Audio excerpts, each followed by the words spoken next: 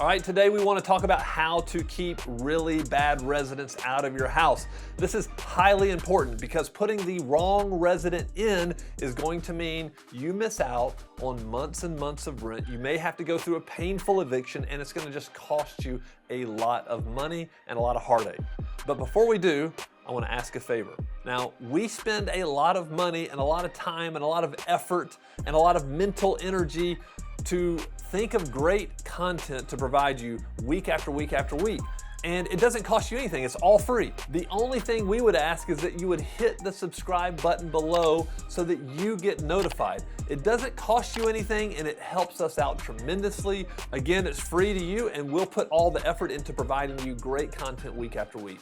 Now, before we get into the video about the screening criteria, what you should include, I want to talk to you about 3 reasons why it's important that you do this very well.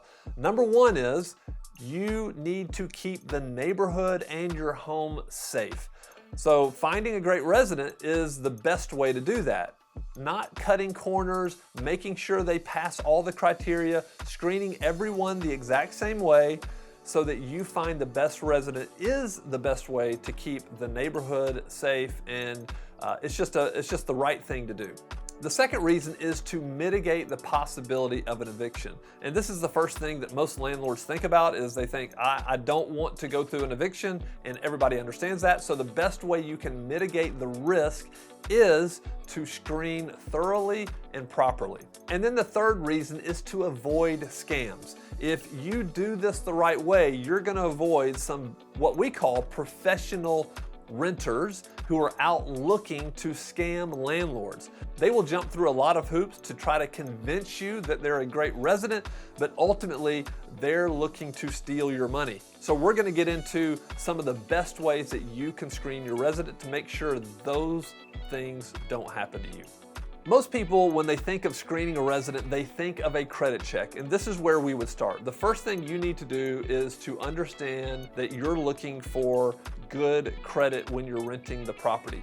And that's really going to be up to you. You need to set the threshold for what you will and what you won't accept, and then you need to screen everybody the same way. Pulling somebody's credit is really an indication. When you see that credit score and you see things on their credit score, it's really going to give you a great indication of, will this person be able to pay you rent each and every month? And the lower the credit score, the more risk there is. And so you need to probably have a threshold, and again, that's up to you, of what you will and what you won't accept. And some of this is going to depend on the price that you're asking. Now, if you're an investor and you're looking at low to moderate income housing, your credit criteria probably is going to be a little bit lower than somebody who's renting in an A or B class neighborhood, and it's going to be several $1,000s a month. They're going to have a certain credit criteria.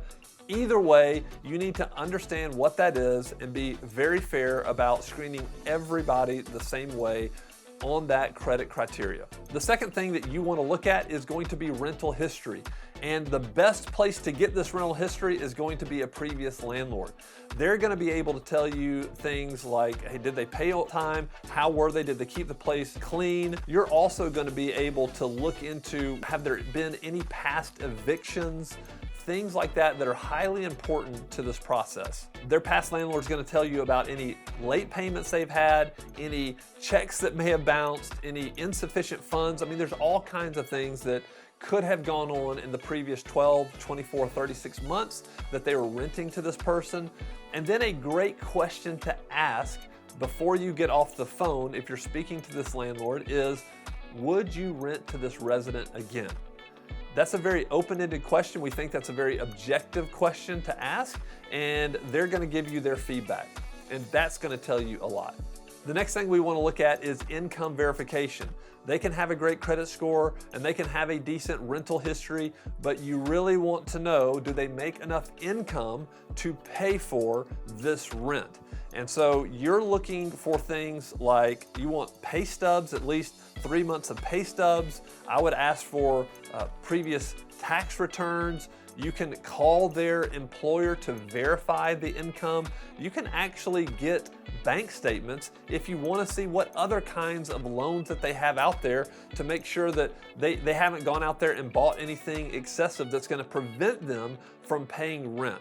What is an acceptable rent to income ratio? Probably around 3 times, and you can decide whether that's gross or net, but you want to just make sure that they are making enough money to pay for that rent. It's going to be highly, highly important. And we found that this is probably one of the biggest hang-ups in the rental process and the application process is just getting all that documentation. Really getting all that documentation and speaking with their previous landlord usually take the longest. If you found somebody that you think could be a great resident, you want to make sure that they're getting that information to you as quickly as possible, because at the same time they're applying for your rental, they may be applying to other rental properties. And the quicker you can verify all of these things and get them in your house, get them to sign the lease, the better it is for you.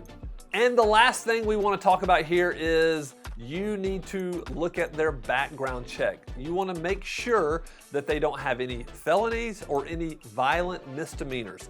Those are the 2 things that, from our viewpoint, would prohibit somebody from renting one of our properties. Those are the 4 things that we look for when we're renting properties, and we do this for thousands of residents every single year. As a matter of fact, this past year, we had 31,000 people fill out applications on our website. So we were doing this for 31,000 people. If we can do it for you, don't hesitate to reach out to us, sales@evernest.co, and we look forward to providing you with some more great landlord content in the coming days.